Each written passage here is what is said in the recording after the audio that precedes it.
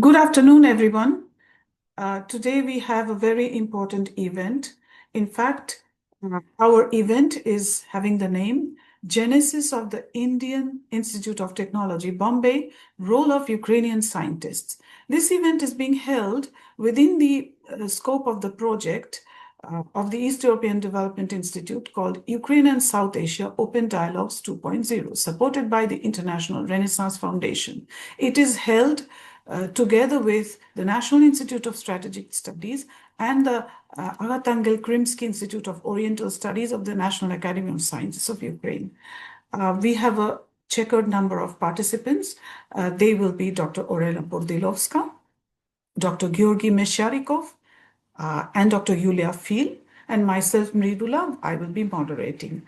I represent East European Development Institute, and there I would like to highlight a few points, but before everything, I would like to say that we have our dear ambassador, the Ukrainian ambassador to India, His Excellency, Dr. Alexander Polishuk is with us, and I would like to open the floor for him to say a few words and open the event. Please, Dr. Polishuk, the floor is yours.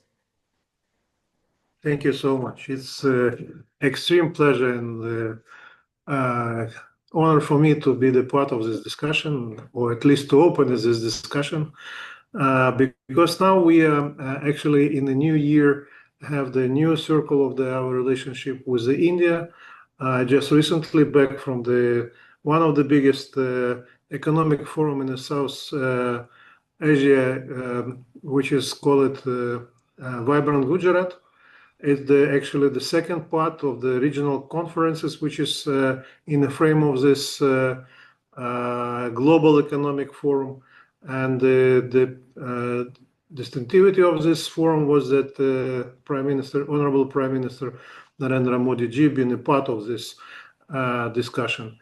And as well, the Ukraine, since 2024, now the partner country. So we are together with the other our colleagues had the pleasure to be the part of the discussion on the side of this big, definitely an excellent event.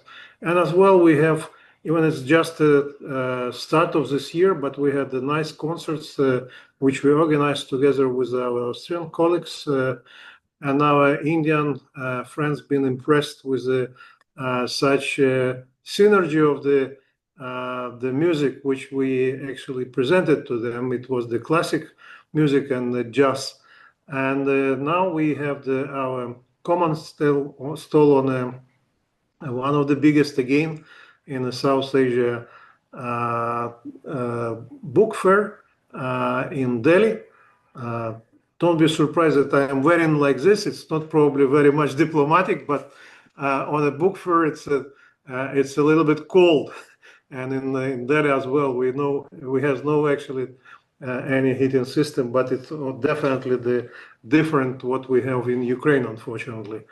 So I'm very glad that we will have this professional discussion around the expert. And if you allow me, yeah, I read the article been written by our great expert, Olena Bordilovska. Thank you for that. And it gives another opportunity to the Indian readers to see the great connection between India and Ukraine. Even it was actually explained through the angle of the Ukraine as a part of the Soviet Union. I'm personally, to be very honest, I can say in this audience that I'm not very much like it, you know, to link this Soviet legacy here in India, because it gives to our Indian friends another argument that, look, you've been the part of the big country. We respect this country. We love this country. Why are you now going to separate it? So probably we need to explain to everybody what is our purpose, to showing that Ukrainians been a part of this great development of economy in India when India got the independence. As well, we have the big history link with Nepal, because one of the biggest enthusiasts of the tourist promotion in Nepal, it was originally the gentleman from Odessa.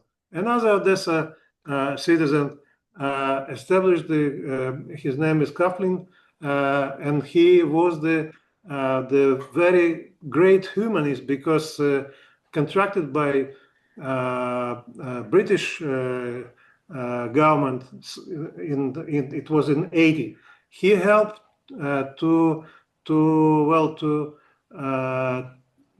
just to win in this great battle with a disease which was in India for that time. And one of the famous the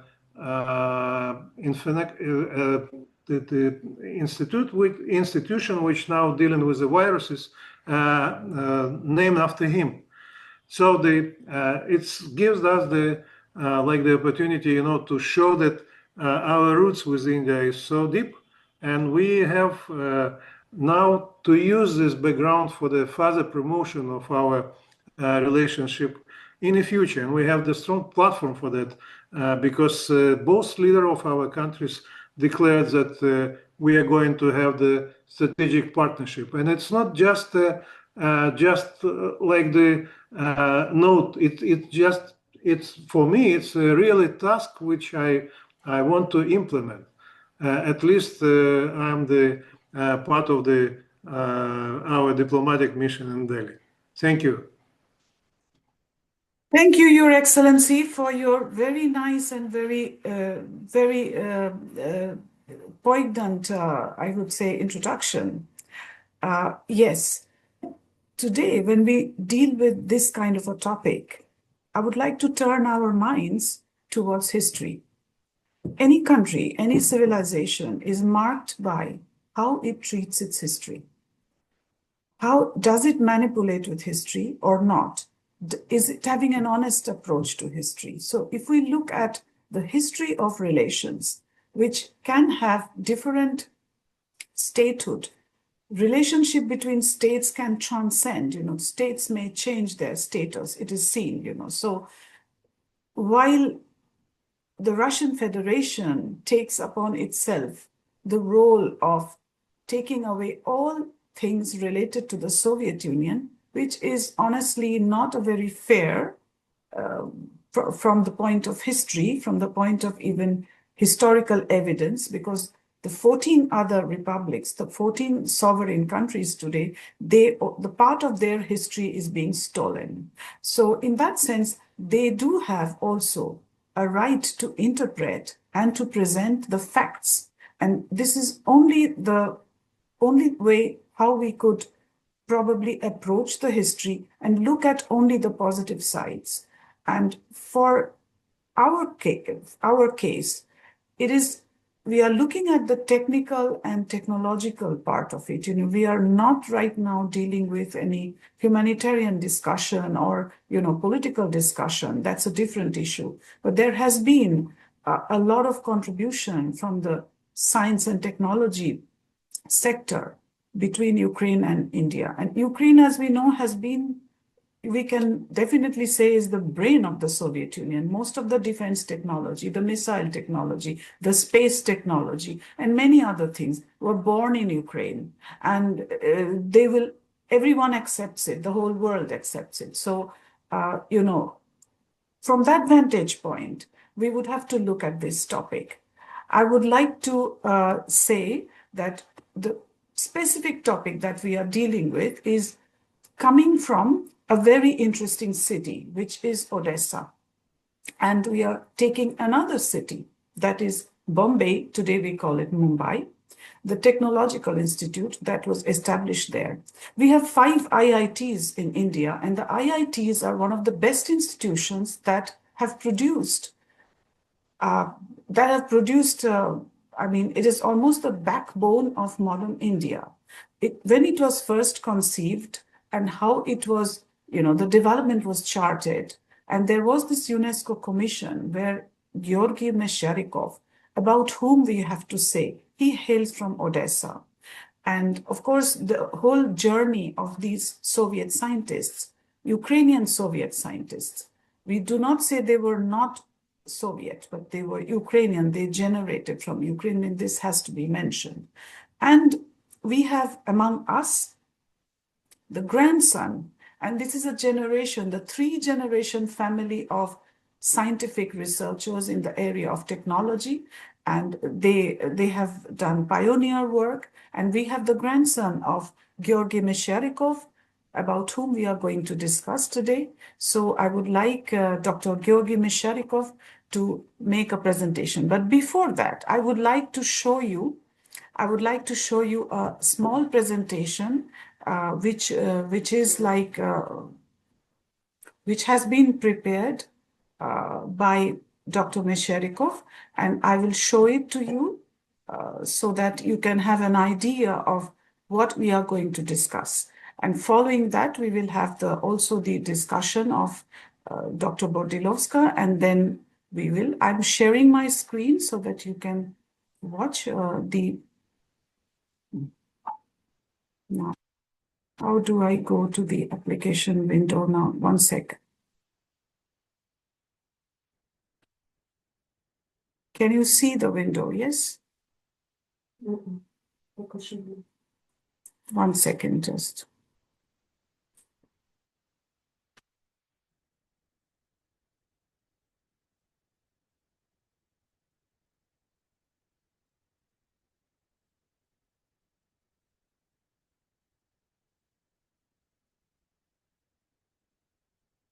It is not getting shared. Why is it so?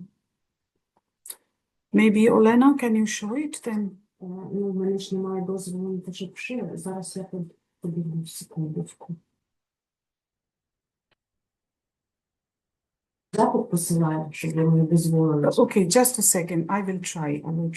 Can you see my screen now? Так. Yeah.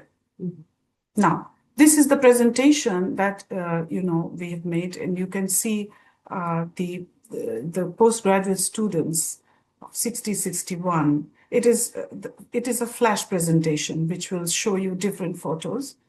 You can see in the IIT Mumbai, Pandit Jawaharlal Nehru, the then Prime Minister of India, with the delegation, which were the Professor S.K. Bose discussing the layout of the institutes, the planning process, the model, and of course the speech by Jawaharlal Nehru. These are all from the archives of Dr. Georgiy Meshcheriakov. Brigadier Sisir Kumar Bose. Sorry, it's methodology. We have only one picture on the screen, which is your actual explorer. Okay, so we haven't seen the share. Я нажала. Share. Can you see now?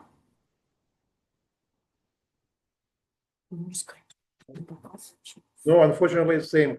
If you will just click on this images of India 60, maybe it will start.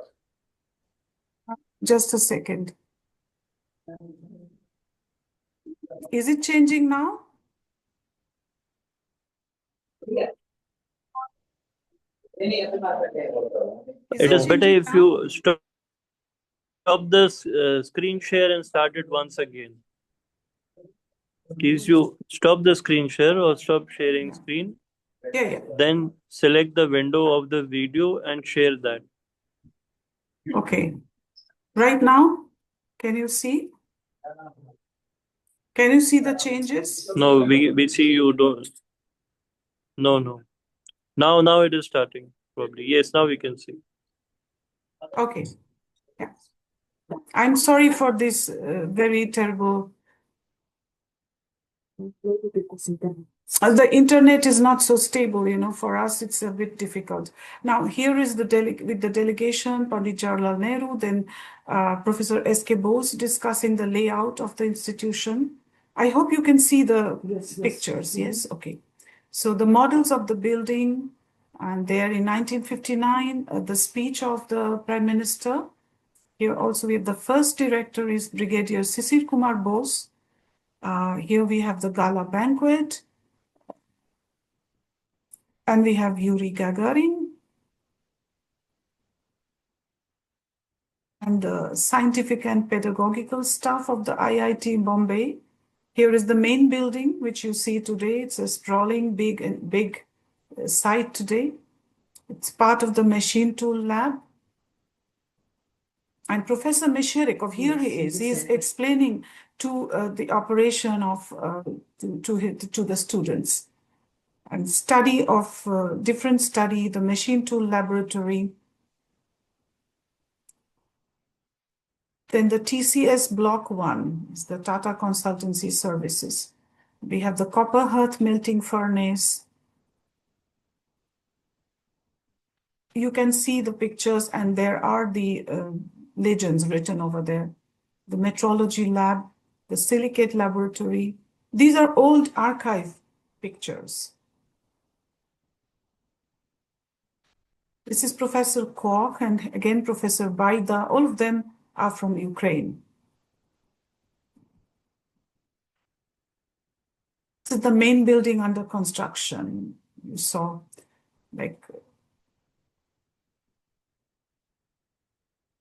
this is a unit of quarters for the staff of the institute and caring for the lawn. Then the main building you can see, like, after it was constructed. Left wing of the main building. And this was after the construction process. Again, Professor S.K. Bose was overseeing the construction process. You can see the very physical construction of the whole edifice.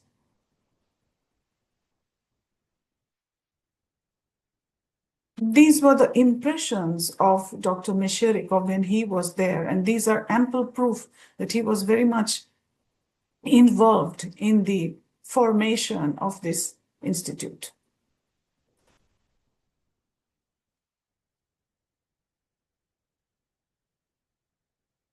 There's this UNESCO conference in Mumbai, and Sarvepalli Radhakrishnan, the second president of India, addressing. So the experts meeting here again, we have the experts.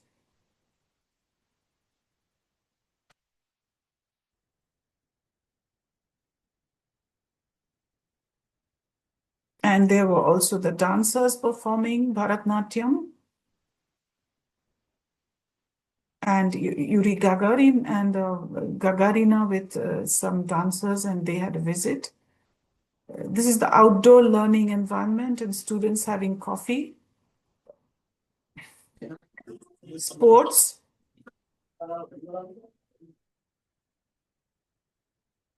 And there are different sports events which women were also participating, and even in saris, so which is quite interesting. The tug of war, the staff members of the IIT Bombay participating.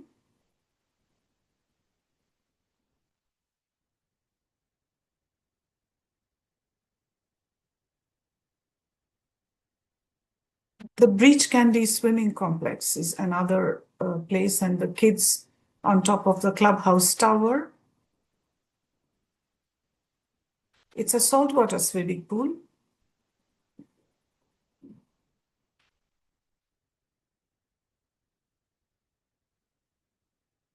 There's another view from the clubhouse towards the sea, and view of the pond also you can see.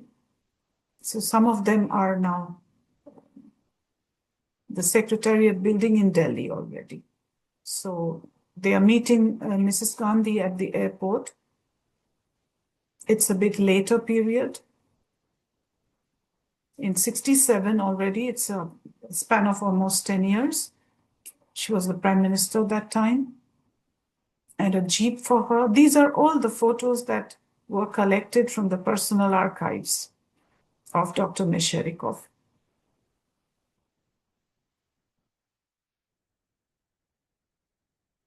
Some of them are not related to IIT Bombay, but it is yet pleasant to watch all of them.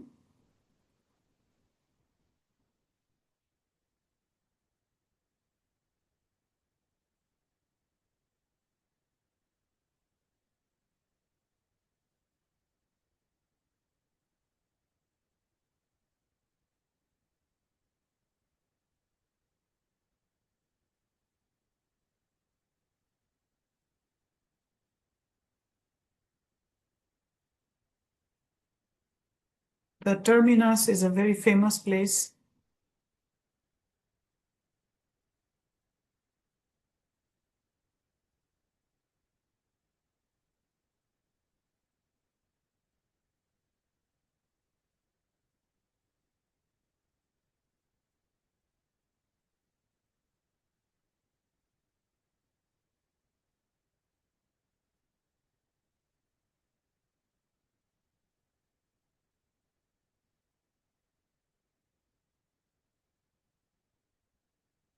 It's already New Delhi, certain things are there, so glimpses of India also.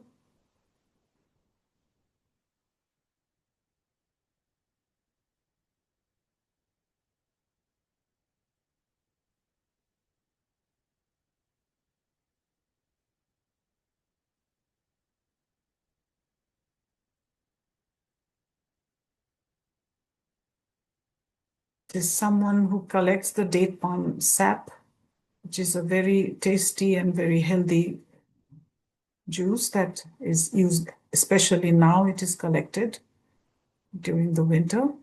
This is already Kashmir, Dal Lake. A lot has changed since then. The elephant ride, and now it's the not far from. This is already the Ganges River. Let's see, Yamuna, Agra already. This is Meshcheriakov, Dr. Meshcheriakov. Here he is. Yeah. So this contains, as you know, the landslide press photographers, and it's all the details are given.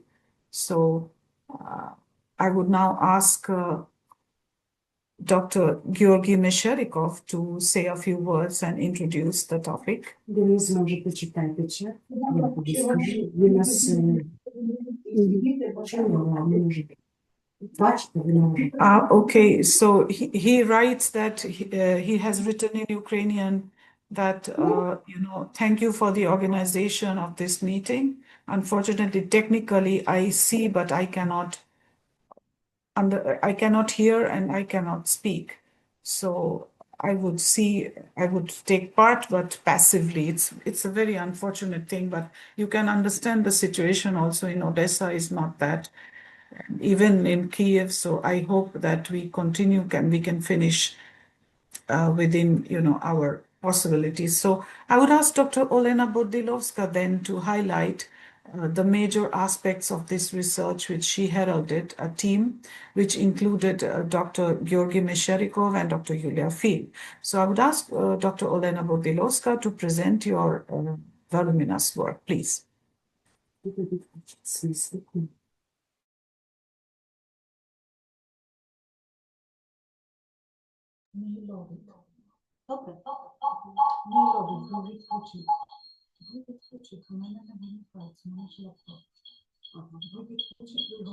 a second, technical problem.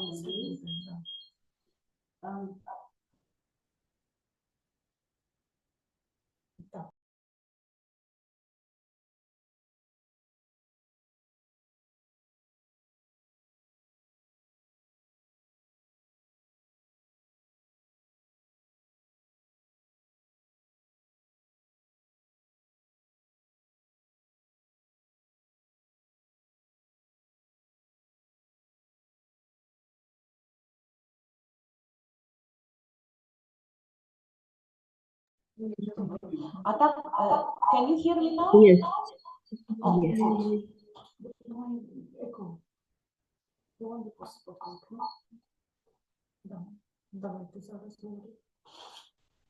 So thank you very much for having me here. Your Excellency, Dr. Amridula, and all my dear friends and colleagues. For me, it's a very special event, I would say, because, it's an amazing story.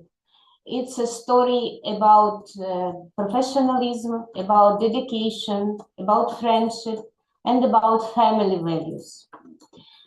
And why it is so special? Because it took more than 12 years since our first exhibition to have another event dedicated to this mission of Dr. Professor Meshcheriakov and his job and his feelings about India. The first exhibition we provided together with the Embassy of India in 2013 at the Institute of International Relations, of course, together with Meshcheriakov's family, with the second and third generation, doctors Nikolai and Georgiy Meshcheriakov, son and the grandson, who came specially from Odesa to Kyiv for that event. And we call this exhibition Images of India. When we invited the ambassador of India to Ukraine those times, he said, "Thank you so much, because now I'm back to my childhood, because I can see India in 50s and 60s years, and it is really a lot of good feelings about that." Then together with Georgiy, we planned a lot of things. And you know, the year itself, 2013, was a beautiful one. It was the last peaceful year in Ukraine.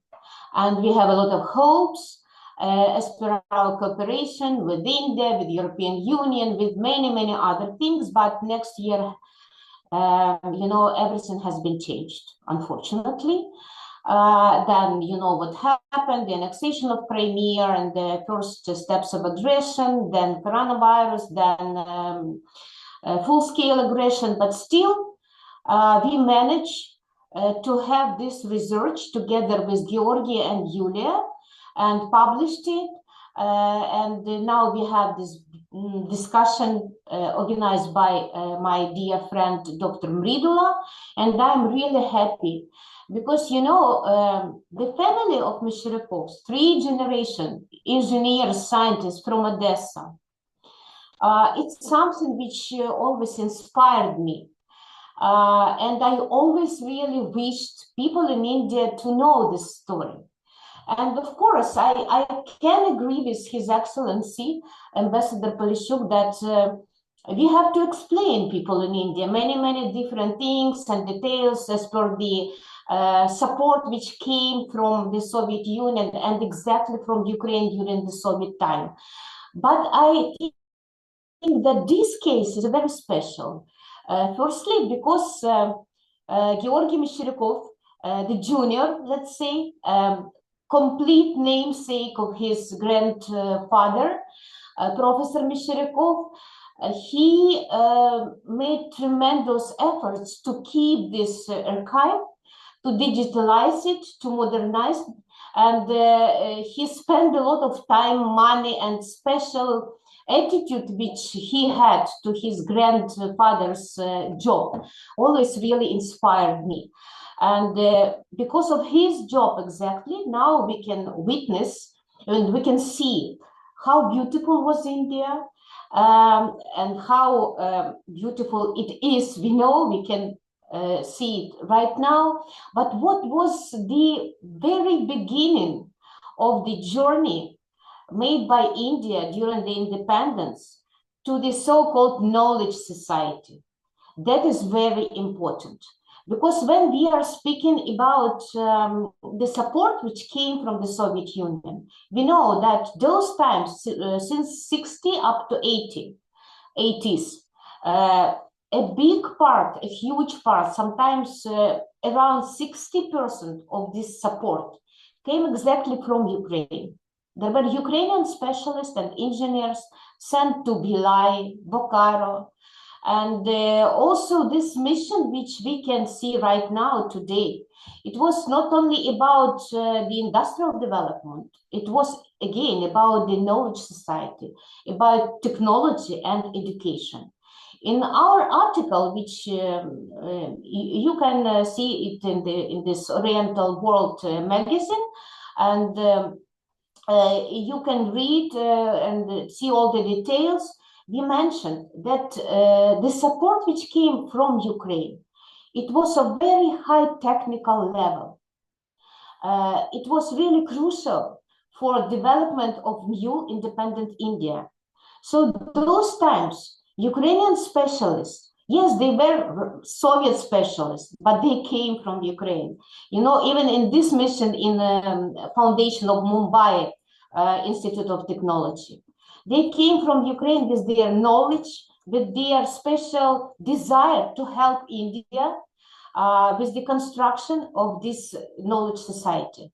And we know that IIT today is one of the most famous brands of India throughout the world. It's a huge network in India itself and not only in Asia, but we have a lot of specialists who are working now for NASA in the US, in many companies in Europe, and also, of course, in India. We have eminent politicians, engineers, scientists educated in IIT Bombay. And when we try to share this success story with our Indian friends, I think we have some right to do this. And we are very happy that somehow we participated in this success story. And families like Professor Meshcheriakov's family, you know, was the one who keeps a very good memories about India as well.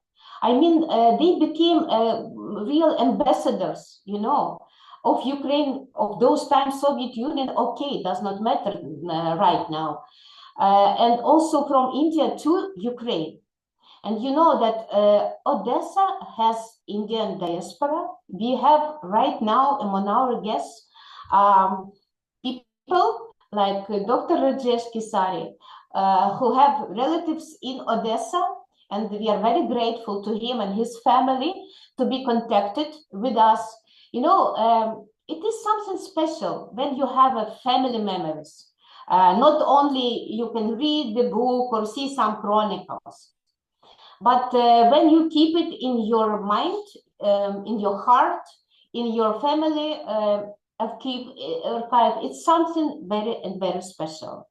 So I think it is important to make people in India know that there were people who came from Ukraine those times and who created educational programs, curricula, who trained first students, PhD students, and also first professor in IIT Bombay. And also, let me tell you that Professor Meshcheriakov took part in the foundation of more institutions in India, 6 technical college, a part of IIT Bombay, and his mission in India was around 10 years. So can you imagine how many memories he had? And he shared these memories with son, with grandson, and now we have this amazing story to discuss. Professor Meshcheriakov was eminent educationist, and when he came back to Ukraine, he worked for Odesa Polytechnic University, and not only, and he participated in different international organizations, conferences. He had some special signs of honor from Ukrainian Soviet Socialist Republic. He trained 30 PhD students in Odessa. And it's, again, a very special issue that both his son and his grandson, they followed his way, let's say, professional way. So let me conclude with many thanks to this beautiful family. And let me wish these people who unfortunately can't join us because, you know, in Odessa, it's almost blackout for weeks, not even the days. It is under the bombing and severe attack of Russia Federation almost every day. And it's really very difficult to provide a good connection. But I hope we will have this record in YouTube and somewhere else maybe, and we can share this story later.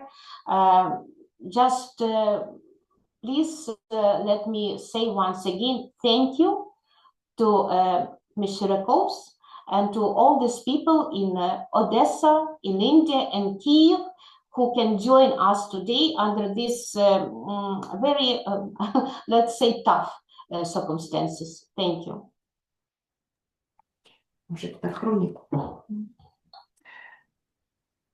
Thank you so much, Dr. Bordilovska. We are all honored, and you have opened the window. And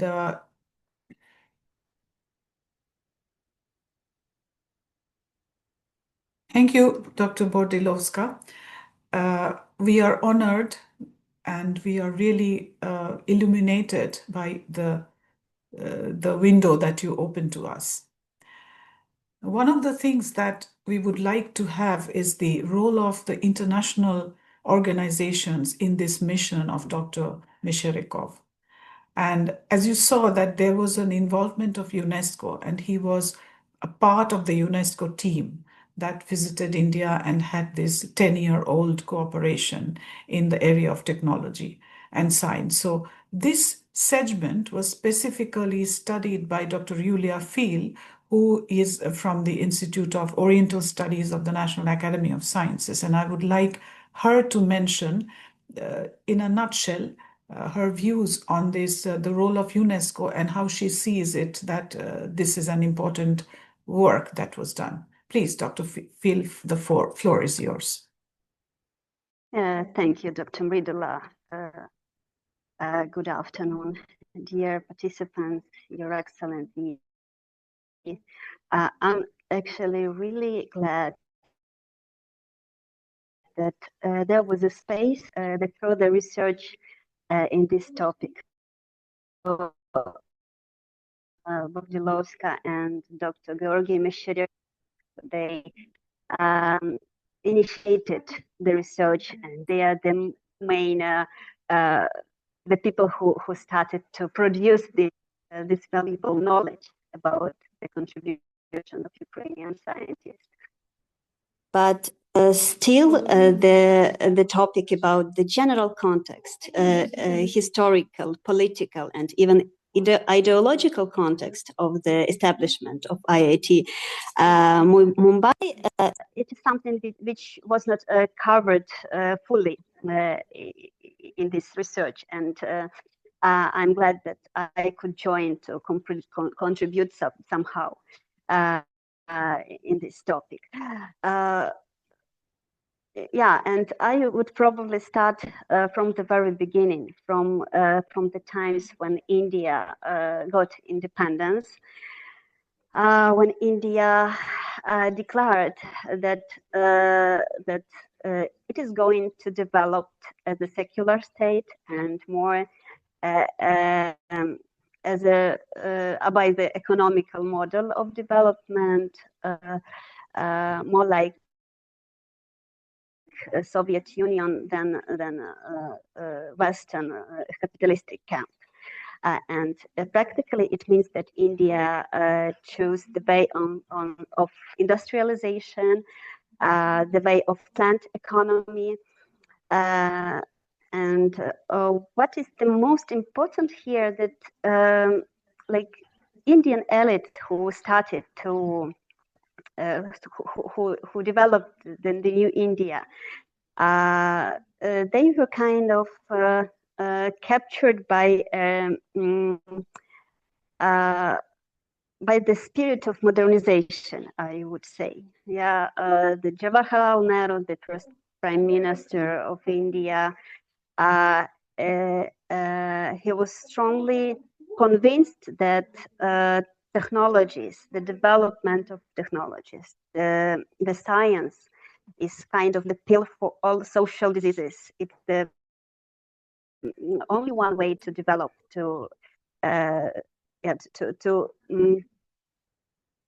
only one a perfect way for India.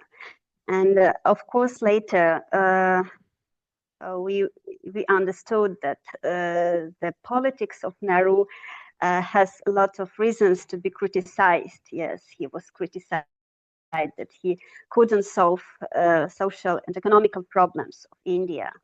But I think we shouldn't forget that still Jawaharlal Nehru and his government and the first elites of independent India, they laid the basis for India as the high technological state. the basis for India, which we see it now as a very advanced country in technologies. So, of course, when India got independent, it formulates the strategy of development, and in the core of this strategy was the development of high technical education in India. And even the commission, the special All India Technical Training Commission was established, which was going to provide the process of establishment of new high technological education in India. And after the realization of first 5-year plan, it was obvious that India couldn't afford the new institutions of higher education, but not because of lack of the funds, but because of lack of the specialists, because of lack of the staff. And here on this stage, the UNESCO come into play. Because this organization, it's the United Nations Educational Science and Cultural Organization, promised India to help with it. And of course, Soviet Union was kind of pioneer of this initiative. Soviet Union promised India to help through UNESCO. And here I would like to stress one, as for me, very important moment, that this intention of Soviet Union was not unconditional, and it, of course, was a part of Cold War, actually. It is very paradoxically and ironically that the motto of UNESCO sounds like since wars begin in the minds of man, it is in the minds of men we have to defend the peace. But in practice, UNESCO was a platform for Cold War competition, and this fight actually for the place, for the influence in India emerges at the organization at that times. So the intention of Soviet Union was not that pure, was not that unconditional as it seems to be. And other states, of course, also wanted to join this competition, also wanted to spread their influence in India. And after Soviet Union declared its help to establish the IIT Mumbai in 1958, the United States declared that they're going to fund the IIT in Kanpur, which established in 1959, and also Federative Republic of Germany joined the camp and fund the IIT in Madras, and finally Great Britain funds the IIT Delhi in 1961. So I would like to show you this context of UNESCO educational missions, and show you the fact that still the organization was quite politicized at that time. We have to remember it. when Soviet Union declared that it is going to help India, actually the story, the whole history of IIT Bombay started. And informally, it started in 1954, when Indian Minister of Science, Research and Cultural Affairs went to the General Conference of UNESCO in Montevideo. And there he reached an agreement with the representatives of Soviet Union and with other members of UNESCO that the IIT Bombay will be funded by Soviet Union within the program of technical assistance. There is special United Nations program of technical assistance, and Soviet Union was ready to contribute in this program, and it is going to contribute $2.5 million. But also, Soviet government declared that it will contribute outside the UNESCO mission, and some $1,000, to be precise, it's $750,000 was funded directly from the Soviet government. And Indian government was ready to contribute $10 million of dollars in the project. And as you see, the sums from UNESCO much more less than the sum which India contributed by itself, but Soviet Union contributed in the most important part of the project, in the equipment and in the staff, in the high qualified staff in IIT Mumbai. And like later the negotiations provided in Moscow, in Paris, and actually mission started in 1956, but the first year of study was in 1958. And the foundational stone was laid by Jawaharlal Nehru, actually by the Prime Minister of India in 1958. Only in 1958, later, when there are some premises was ready for studying process, and many students started to study exactly in the premises of IIT Bombay. And on this stage, Georgiy Meshcheriakov joined the mission. He came to India as the head of the mission. He was also the head of the section of construction of the machines.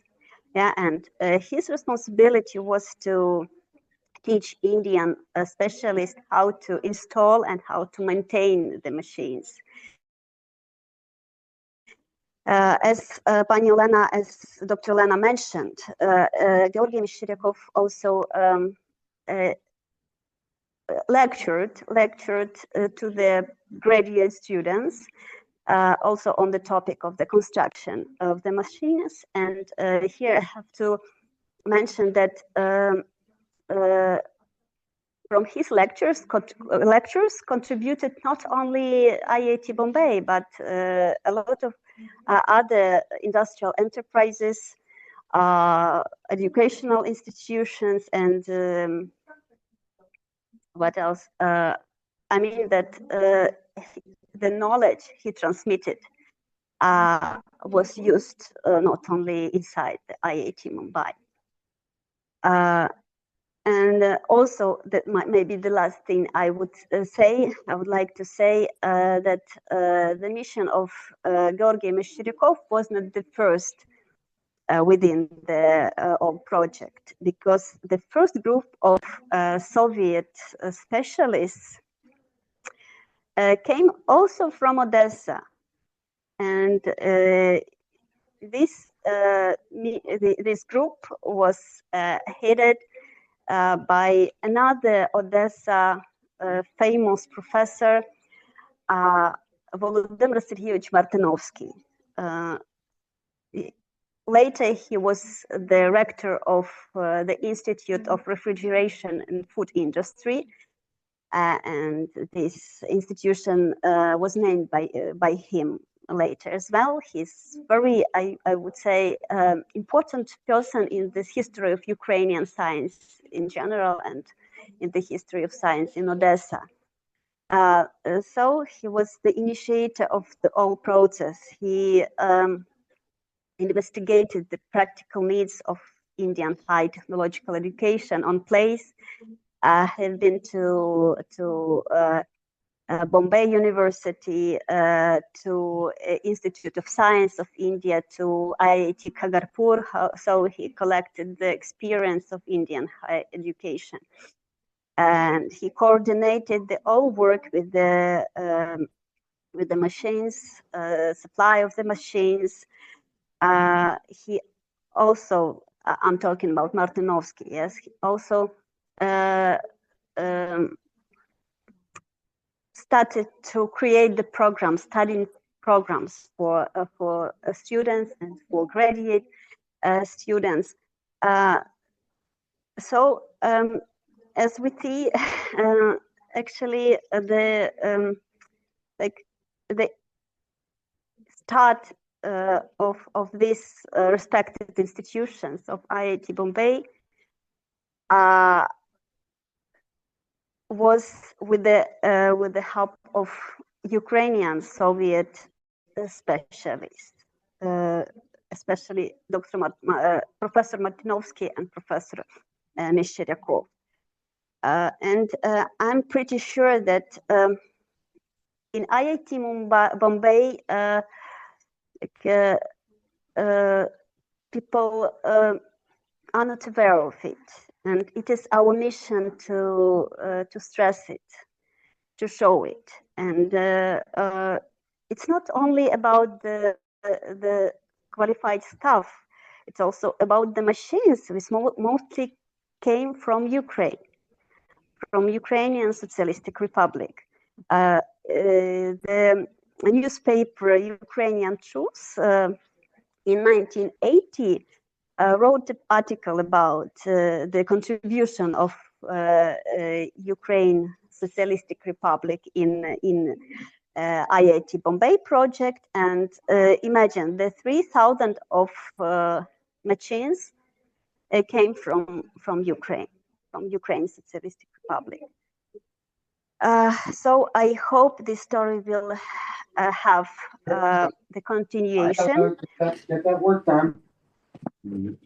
Fine. And we will be able to spread the knowledge about Georgiy Meshcheriakov and about Ukrainian scientists more later. Thank you very much.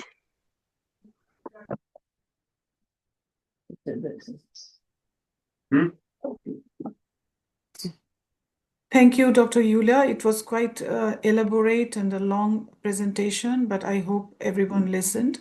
And I would like to ask everyone to mute yourself. We're here together. Hello. Please mute yourself if you don't mind. This is KW. No. I don't know who you are. Who is there?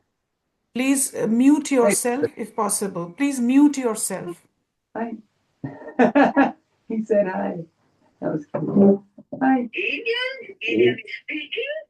He said hi to you. Yes, he did. Can you please mute yourself? Yeah, that was cool, huh? Wow. You as a host can also mute them. So, If someone who has I'm organized the trying. meeting, you in the can mute background them. listening to an important presentation about Ukraine. So that's why she wanted to call you on my phone, you know. No, can you please I'll let you mute guys yourself talk if real you are a quick, and then we'll warm that participant? coffee. Can you please mute yourself? How are you? I have written. Thank you. Yeah, good, good. Eladia has been asking for Joker.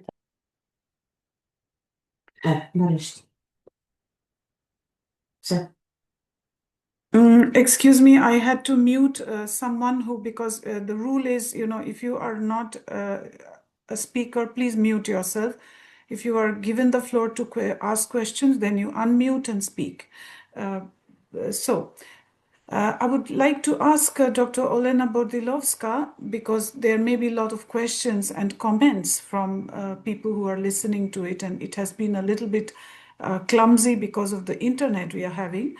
So she has something to show, which is part of a film, and I think that is going to be very interesting. Okay, so off to you, please.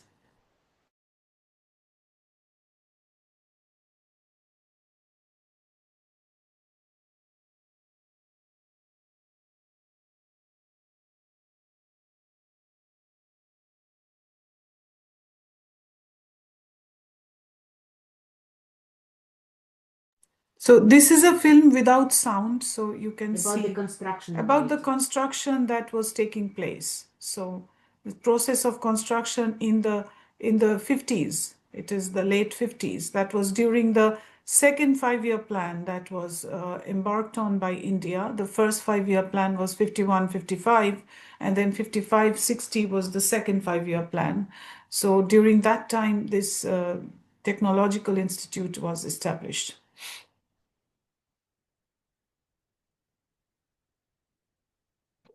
Скажіть, чи це теж Георгій зробив фільм, що ми але просто This film was also made by Dr. Georgiy Meshcheriakov to document everything, whatever happened during the time that he was spending in India. So there are other films, but due to lack of time,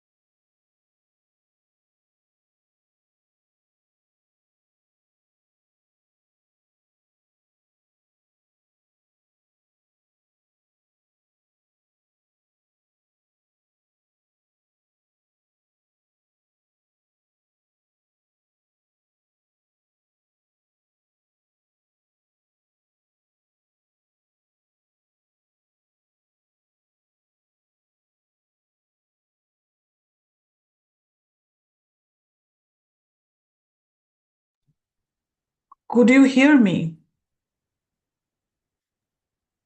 Yes, we do. Okay. You now could hear, but you didn't hear me, whatever I said, right? Yes.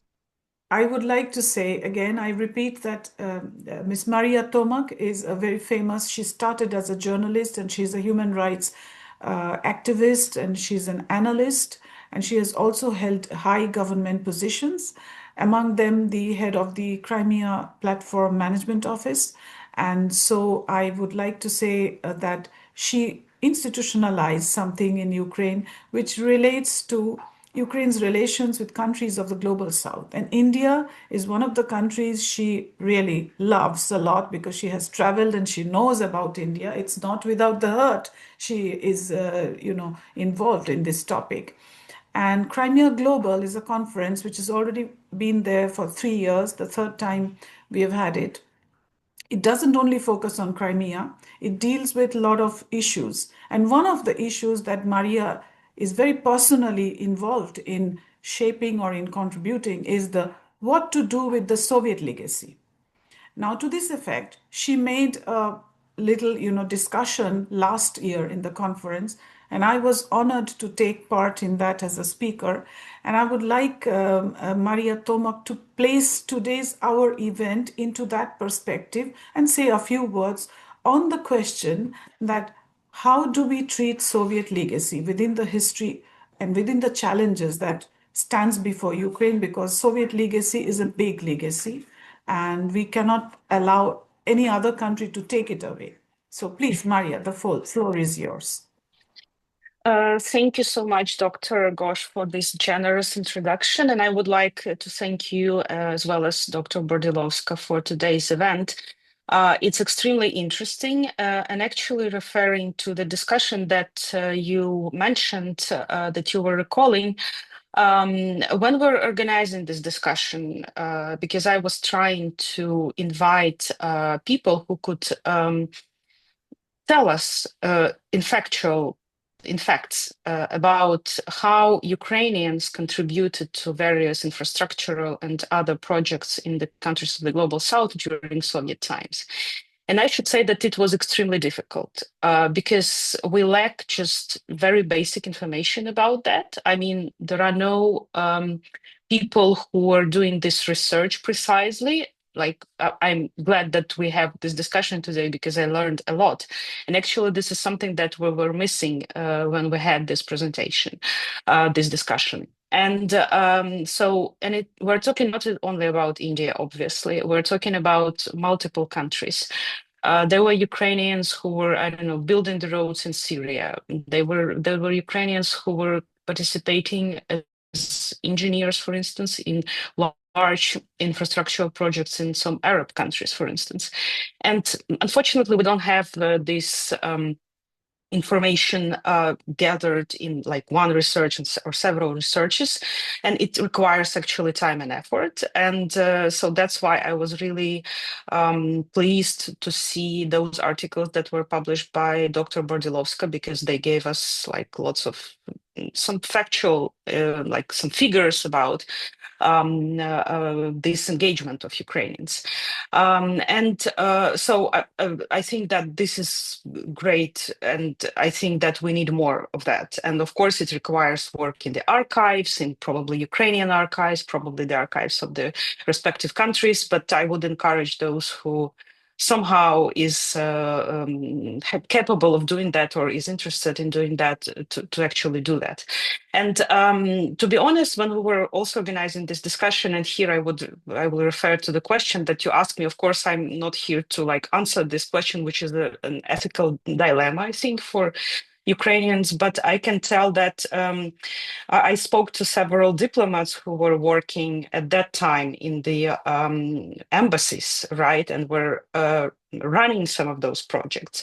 And I feel like they're hesitating to talk about that because that might be perceived controversial in terms of political current situation.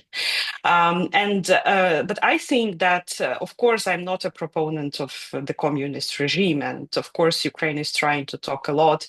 And we do that also within the Crimea Global about the crimes of the Soviet regime against Ukrainians, against Crimean Tatars, all those genocides, cleansings, political persecution, etc. But I still think that we has to be wise here, and we have to underline the Ukrainian contribution to at least some projects that were related to some infrastructural things like I don't know, roads, hospitals, dams, etc., etc. I think that's a wise approach, but also not, of course, to forget about this overall context of the communist regime and those crimes that were committed in Ukraine. I think it's a challenge for us Ukrainians in terms of acknowledgement and understanding ourselves and trying to distinguish one from another. And also one aspect that is that I would like to mention that is related to some of the African countries, for instance, the fact that Soviet Union indeed supported some anti-colonial movements, you know. I mean, again, how do we? What is our attitude towards that? That's a question that it's not a question with an easy answer, but I think it's important to acknowledge this and to talk about it to find eventually some solution or some proper attitude how we talk about this because it's important. Otherwise, it's really hard to talk with the some of the representatives and like of the civil societies from the global South countries. Thank you. Thank you, Maria Tomak. Thank you so much for the very philosophical, very historical analysis. But definitely, I would like to tell, in continuation of what you said, is that one thing I can say very simply is that Ukraine is talking about the positive things that it did during the Soviet times vis-a-vis the countries of the global South. But Russia is using it to its benefit. In what way? They are telling that, yes, we are anti-colonial, now the West is colonial, etc., but they are bringing people and sending them to the war. Ukraine is not doing it. At least in this, we can say that Ukraine constructed dams, bridges, institutes, but it is not destroying human capital. It is not spreading war into the world. It is not creating chaos. So there is this, although Ukraine has faced a lot of betrayals. You know very well the Budapest Memorandum was a betrayal. Ukraine itself was betrayed not once, by many bigger powers. I would not only say Russia, but there are other Western powers also did not give the real value to Ukraine. And here is the post-colonial relevance of Ukraine. And how and where does it solidarize with the other countries of the world is the most important part, I think. And I would like to ask if anyone has any questions, please place them now. You can unmute yourself, say the question, or you can write on the chat to the speakers, please.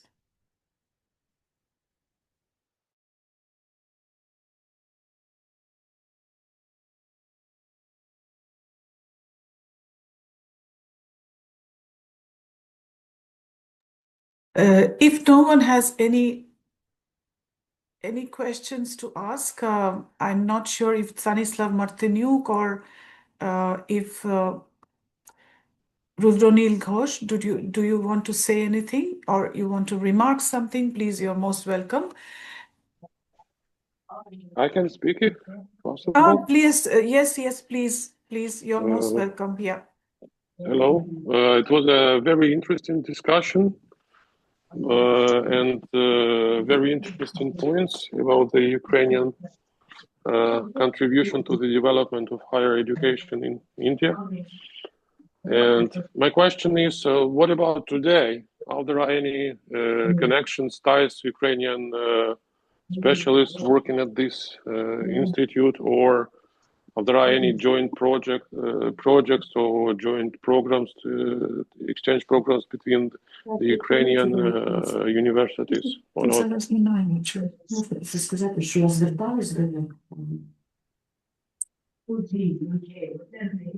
Okay, so yeah, can you please mute yourself? Who is not please mute yourself if you're not speaking, please. One of the things that I can shortly answer, if the other speakers have, maybe they can also raise their hands and make a statement. One of the things is that we were in touch, and we said that, and some of them responded back, but the timing and the exact time slots were not sufficient. So this roundtable, this online platform, in these very tough times, is just the first introduction. We will be having another session in March where we will be jointly doing it with the IIT Bombay. That is what we hope for, and we will have a fuller picture. So now you see one half of the picture. So you see the other half of the picture. People dealing with the history of IIT will be joining us, and so we can have a very interesting discussion.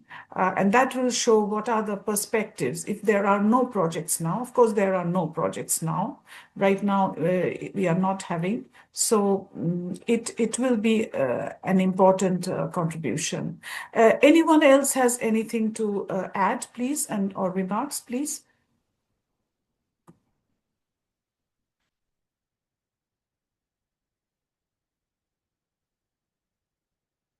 Well, if everyone has said everything and nobody has anything to add, I would like to thank each and every one of you who have spent so much of your time to join this discussion, and stay alert. We will be contacting you by the end of the month. We will have a sum up discussion of all our roundtables for this year, which the project undertook, and it will have historical aspects, this technological aspects, and many other issues. So we will have a number of speakers who will be able to say the bilateral relations, the cultural relations and everything, and we will be having a sum up roundtable. So we will have it before the end of January, so I keep you posted. You will please check your emails from the Institute. You will have the invitations. And you will also check our Facebook page, check our YouTube channel. If need be, please subscribe. Please be a part of our project. Thank you so much. Namaste, and a very nice day for each of you. Thank you.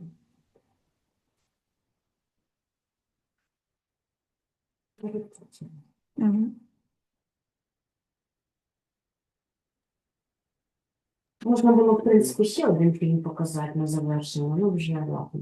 Не хочете? Ну, вже все, як включилось, це. Бачите, Жора вже не на зв'язку.